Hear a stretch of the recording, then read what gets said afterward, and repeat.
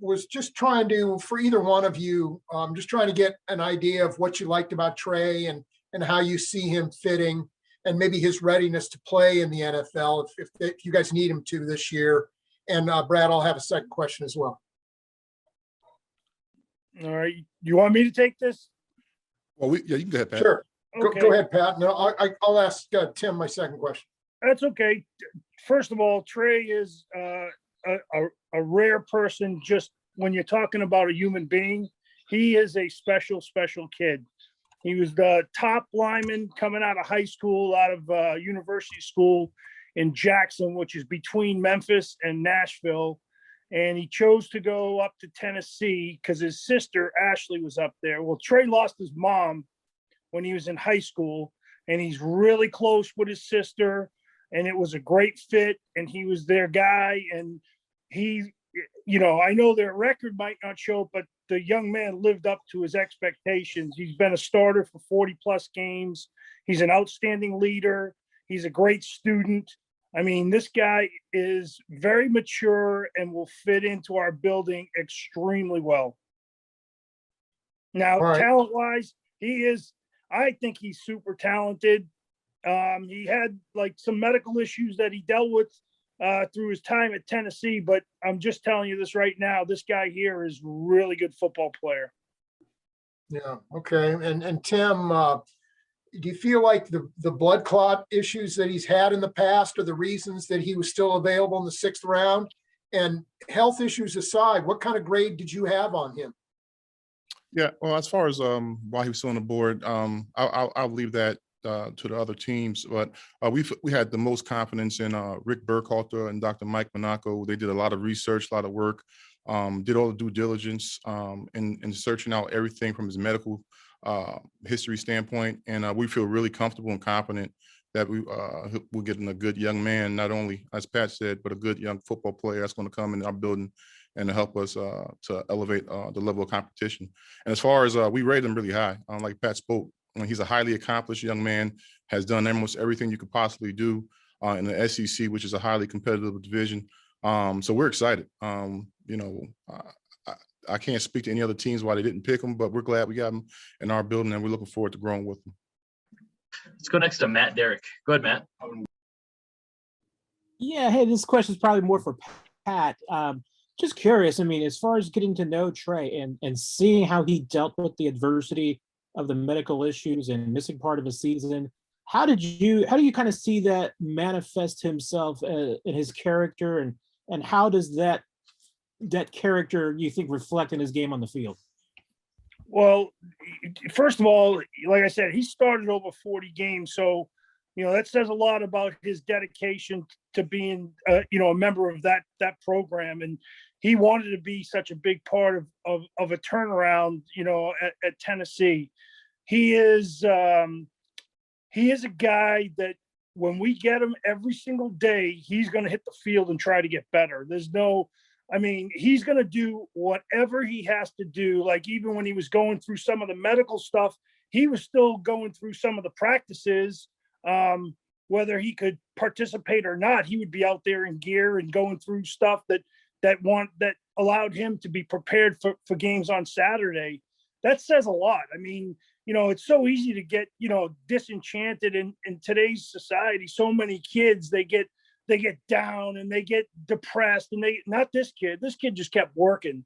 And it shows you the dedication because he did it in the classroom as well. I mean, he's a really smart kid. He's self-aware. He's mature. Like I said, Adam asked if I thought he could compete for a job. He's going to compete.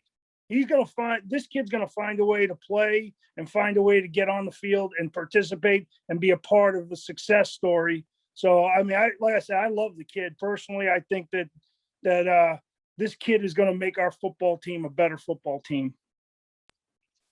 Let's go next to Nick Jacobs. Go ahead, Nick. This will be for both you guys. When you're looking at him compared to the other linemen that were on your board or were taken before it, what are some distinct characteristics or traits that kind of is unique for him in this entire draft class? Yeah, well, looking at all those position players on a macro level, there's a lot of good football players that were selected. I think when the young man we have in Trey, he's a physical kid. He's imposing. He takes up space, and he impacts his will on the defender. So we're just, like I said, ecstatic to have him on our team to compete and go in that mix with the other offensive linemen that we acquired. And I think he's going to help our football team, not only as on the field, but as you've heard, he's a quality young man off the field. So anytime you have those two things going for you, you can't have nothing but success. So we're really excited about it.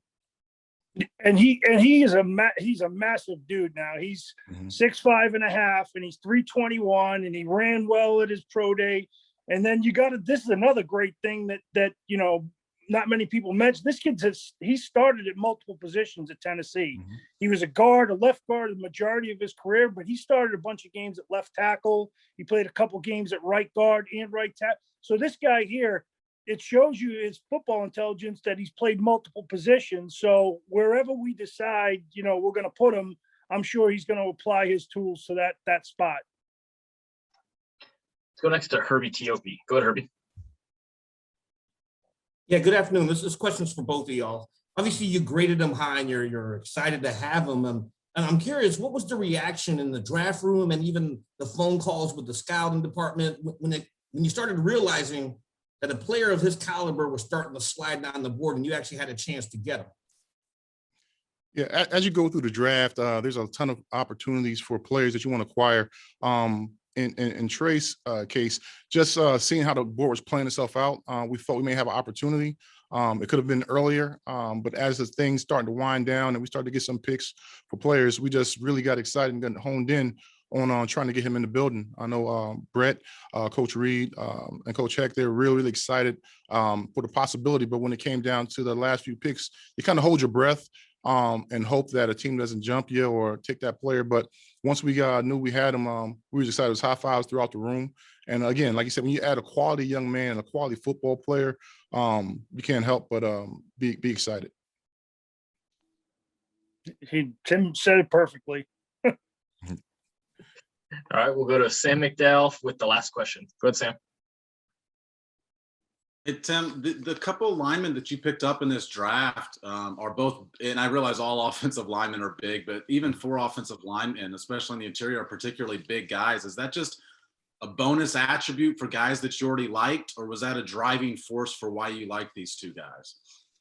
Well, if you listen to Coach Reed and anything he says, it starts with the bigs on offense and defense. And we were happy to get some size, but that wasn't just the driving force, the driving measurable, but we wanted to get good football players. So all those guys that we picked, we feel are really good football players. They're going to help our team.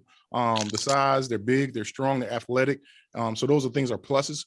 But the bottom line, we wanted to get really good football puters that are quality people off the field and can help us achieve our goals. So I think we achieved that.